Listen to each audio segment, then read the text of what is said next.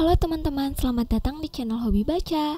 Sebelum kita tahu hari ini aku akan bahas buku apa, jangan lupa untuk klik tombol subscribe untuk mengaktifkan notifikasi dari channel ini, agar kedepannya lebih banyak buku-buku non-fiksi yang akan aku bahas. Hari ini aku akan bahas buku berjudul Why We Sleep, karya Matthew Walker. Tidur dapat memperkaya beragam fungsi otak, termasuk kemampuan seseorang untuk belajar, mengingat, serta mengambil keputusan dan juga pilihan-pilihan yang logis. Tidur juga bermanfaat untuk kesehatan psikologis kita, karena dapat mengalibrasi ulang sirkuit emosional di otak, membuat kita dapat melewati berbagai tantangan sosial dan juga psikologis di hari berikutnya dengan tenang dan juga kepala dingin. Selain itu, dengan tidur, kita juga dapat bermimpi. Bermimpi memberikan serangkaian manfaat, salah satunya dengan banjirnya cairan neurokimia pada sistem aktivitas saraf yang dapat meredakan kenangan menyakitkan, serta ruang realitas virtual di mana otak kita menyatukan pengetahuan di masa lalu dan juga di masa kini, dan mengilhamkan kreativitas. Ada dua faktor utama yang menentukan kapan seseorang ingin tidur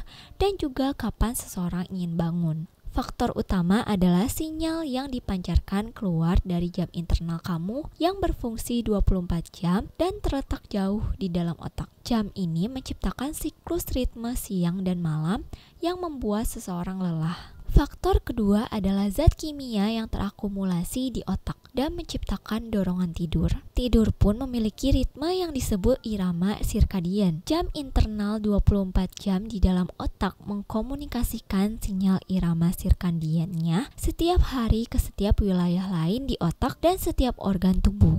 Jam biologis ini terletak di pusat otak yang disebut nukleus suprakaismatik. Nukleus ini akan mengkomunikasikan sinyal malam dan pagi berulang kali ke otak dengan menggunakan pesan yang disebut melatonin. Melatonin dilepaskan pada malam hari ke dalam aliran darah dari kelenjar pineal, sebuah area yang terletak jauh di bagian belakang otak. Melatonin membantu untuk menerapkan peraturan waktu tidur dengan secara sistematik mengirimkan sinyal tentang kegelapan di seluruh tubuh organisme. Misalnya, kamu bergadang untuk menyelesaikan tugas hingga pukul 3 pagi. Pada jam 3 sampai 6 pagi, rasa kantuk sangat mengganggu kita. Namun, jika kamu berhasil melewatinya sampai pukul 6 pagi, maka irama sirkadian di pagi hari akan menyelamatkannya. Di jam itu, kita pun tidak terlalu merasa kantuk. Namun, efeknya terjadi di jam 11 siang. Rasa kantuk akan mulai kembali. Hal ini karena irama sirkadian akan merosot turun ketika peningkatan adenosin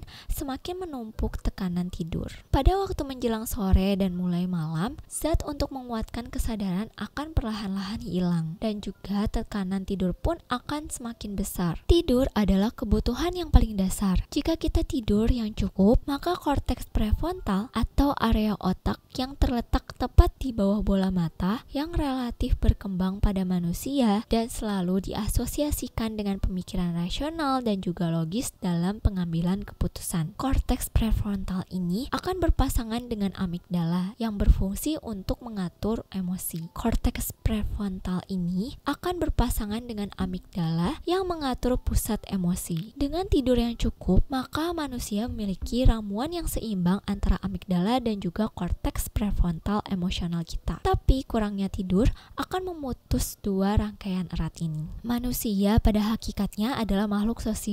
Lebih dari sepertiga otak kita dibaktikan untuk memproses informasi visual, jauh melebihi porsi yang dikhususkan bagi suara atau bebauan. Kita juga bisa menggunakan lampu LED pada malam hari yang berdampak terhadap irama tidur alami kita. Perlu kita ketahui, menggunakan lampu LED pada malam hari akan berdampak terhadap irama tidur alami kita, kualitas tidur, dan juga ketajaman pikiran yang akan kita rasakan pada siang hari. Permulaan yang baik adalah dengan menggunakan cahaya yang temaram untuk menerangi ruang-ruang tempat kamu menghabiskan jam-jam malam kamu, atau menggunakan lampu yang tidak terlalu menyilaukan. Hindari lampu terang di atas kepala. Tangan dan kaki yang hangat juga akan membantu menyejukkan inti tubuh dan juga menimbulkan keinginan untuk tidur lebih cepat dan juga efisien. Mandi air panas sebelum tidur juga bisa mendorong peningkatan tidur pulas pada orang dewasa sebanyak 10-15%.